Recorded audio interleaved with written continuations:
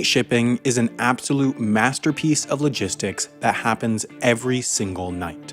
It may not be cheap, but you can get a package shipped from Miami, Florida on a Monday to Anchorage, Alaska by 8:30 a.m. on Tuesday. In fact, you can even ship a package, for example, from Edinburgh, Scotland on a Tuesday and have the package arrive in Anchorage, Alaska by 9 a.m. on Wednesday. The speed and efficiency of these worldwide delivery networks is mind-blowing, and it all happens while we sleep. The three major consumer courier companies are FedEx, DHL, and UPS, and each of them is as impressive as the last. FedEx has more planes than Emirates, Etihad, and Qatar Airways combined, DHL delivers to every country in the world including North Korea, and UPS flies to more than double as many destinations as the largest passenger airline. Each has a global network that allows for lightning-fast shipping at relatively low prices. Behind all this speed are enormous air networks that connect the entire world daily. Each of these three operates hundreds of flights nightly, but FedEx is the best example since their operations make them the largest cargo airline in the world. They have 650 planes flying to 400 destinations carrying 6 million packages every single day, and the vast majority of these flights operate to or from one of their hub airports. FedEx's hub airports are spread out all across the world and serve as sorting points where packages are transferred from one plane to another. They have hubs in Singapore, Guangzhou, Shanghai, Seoul, Osaka, Anchorage, Oakland, Dallas, Indianapolis, Greensboro, Miami, Newark, Toronto, Paris, Cologne, Milan, and Dubai. But the most important hub of all is the one in Memphis, Tennessee, because that's their super hub. Memphis is not a huge city. Only about 650,000 people live there. But the reason FedEx centers their worldwide operations in this city is because of its location. Memphis is not actually in the geographic center of the US, as might make sense, but it is central. You see, only about 200 miles away in Wright County, Missouri is the mean population center of the US. This is the average location of every resident in the US, meaning that the FedEx Superhub in Memphis is the best location to reach the most people in the shortest amount of time. For similar reasons, UPS has their equivalent global hub, Worldport, nearby in Louisville, Kentucky. The scale of FedEx and UPS's operations in these relatively small cities is staggering. This is the size of the commercial terminal at Memphis Airport, while this is the size of FedEx's Superhub.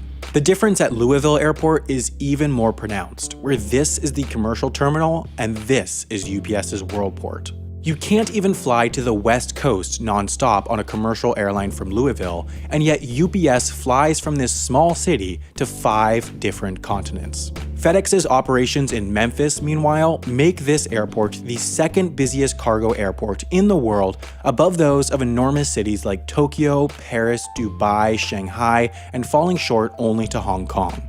How the FedEx Superhub really works is that every night, about 150 planes fly in from all around the world between the hours of 10 p.m. and 1 a.m. Immediately upon arrival, the planes are unloaded and their packages are put into the hub's automated sorting system. Within only 15 minutes, each package arrives at a staging area for its next flight where it's loaded into containers. Planes therefore can start taking off again at 2 a.m. and continue to until 4 a.m., which means that everywhere in the US can have a FedEx plane arriving by 6 a.m.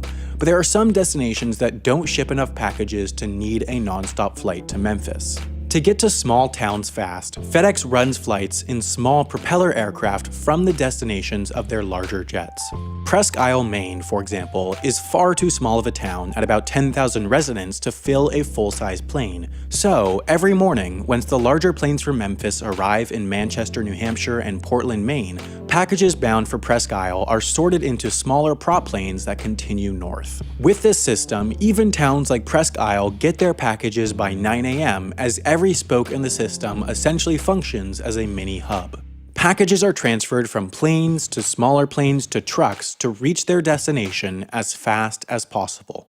Now, it's important to note that not every FedEx package runs through Memphis. That would be incredibly inefficient if a customer wanted to, for example, ship a package from Phoenix, Arizona to Seattle, Washington. While only 1,100 miles separate Seattle from Phoenix, a routing through Memphis would total over 3,000 miles and 6 hours in flight. The package would still make it overnight, but FedEx would be wasting fuel carrying that package an extra 1,900 miles, so that's why they have secondary hubs. In this case, FedEx's Oakland hub has flights to both Phoenix and Seattle, so the package would take a relatively efficient 1,300-mile routing. Memphis essentially serves as the backup hub in case there's not a more efficient routing. The secondary hubs, such as Oakland, in general have flights to destinations that are already served by flights to Memphis, but the destinations from Oakland are high-demand destinations that ship enough packages solely to the West Coast to fill entire planes to Oakland. Some destinations, such as Albuquerque, New Mexico, ship enough packages to fill entire planes to Memphis, but not enough to fill flights to Oakland with West Coast-bound packages. So a package shipped from here to the West Coast would likely take a rather inefficient routing backtracking to Memphis. But FedEx's most ingenious hub is here in Anchorage, Alaska. Anchorage, with fewer than 300,000 residents, is home to the fourth busiest cargo airport in the world. This is, once again, thanks to geography. If you draw a straight line from FedEx's Memphis hub to the one in Osaka, taking into account Earth's curvature, it goes directly over Anchorage, Alaska. This airport is just the perfect stopover points for flights from the US to Asia. Now, dozens of cargo airlines operate in Anchorage, but most of them just use the airport as a refueling and crew swap spot. Modern airplanes can fly nonstop from the contiguous United States to Asia, but doing so requires taking more fuel, which requires taking less cargo. It's just cheaper to stop in Anchorage, but FedEx and UPS use the stop for something else: sorting. If FedEx wanted to maintain current shipping times without the Anchorage hub, they would likely have to run nonstop flights from each of their Asian hubs to each of their American hubs, but they don't have the demand to fill this many planes. Instead, they run flights from their Asian hubs to Anchorage, then flights from Anchorage to many of their American hubs. While stopped in Anchorage, packages from Asia are processed through customs and sorted to be put on the plane bound closest for their destination. This helps cut down on shipping time and cost. Shipping is an incredibly price-sensitive business. These courier companies rely on enormous contracts with retailers, and when some of these retailers are shipping millions of packages per day, every cent matters. In a lot of ways, however, the express shipping model is inherently expensive, largely because of how couriers use their most expensive assets: planes. So much is centered around those few sorting hours at the big hubs, so FedEx's planes all have to wait around to arrive at the exact right moment. Some FedEx hubs, such as Memphis, do sort packages during the day, but the overwhelming majority of their business happens overnight. FedEx's flight from Memphis to Oklahoma City, for example, leaves at 4 a.m. and arrives at 5:20 a.m., but then the plane waits around until 10:10 p.m. to fly back to Memphis. That's over 17 hours sitting in Oklahoma City, and on that route, the plane is only flying for about 2 hours per day. Meanwhile, commercial airlines regularly fly their planes for more than 12 hours per day, meaning that they have 6 times higher aircraft utilization. FedEx would never be profitable if they bought all new multi-$100 million aircraft to use for mere hours per day, so they don't. Overwhelmingly, FedEx and other cargo airlines use old aircraft at the end of their lives. You'll almost never see Airbus A300s flying for passenger airlines anymore, yet FedEx, UPS, and DHL collectively own hundreds of them because they're cheap. They didn't spend much purchasing these aircraft, so they don't have to worry about using them enough to offset their cost. UPS does have some brand new 747-800 aircraft, which are highly efficient, but they specifically schedule these planes on their longest routes so that they can recuperate their high purchase price through lower fuel costs.